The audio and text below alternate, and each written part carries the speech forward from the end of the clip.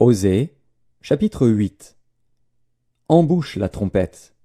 L'ennemi fond comme un aigle sur la maison de l'Éternel, parce qu'ils ont violé mon alliance et transgressé ma loi.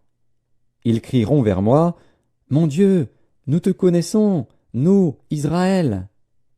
Israël a rejeté le bien. L'ennemi le poursuivra.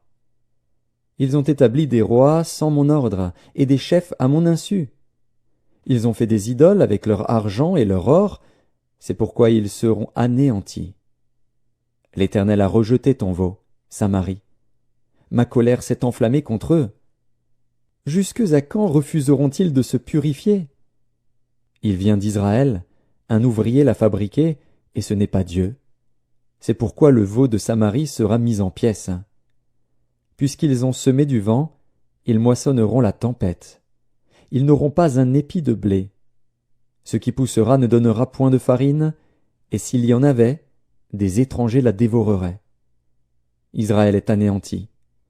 Ils sont maintenant parmi les nations comme un vase qui n'a pas de prix. Car ils sont allés en Assyrie, comme un âne sauvage qui se tient à l'écart. Éphraïm a fait des présents pour avoir des amis. Quand même ils font des présents parmi les nations, je vais maintenant les rassembler, et bientôt ils souffriront sous le fardeau du roi des princes. Éphraïm a multiplié les autels pour pécher, et ces autels l'ont fait tomber dans le péché. Que j'écrive pour lui toutes les ordonnances de ma loi, elles sont regardées comme quelque chose d'étranger. Ils immolent des victimes qu'ils m'offrent, et ils en mangent la chair. L'Éternel n'y prend point de plaisir.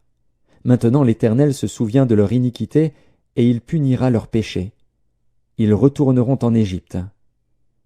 Israël a oublié celui qui l'a fait, et a bâti des palais, et Juda a multiplié les villes fortes.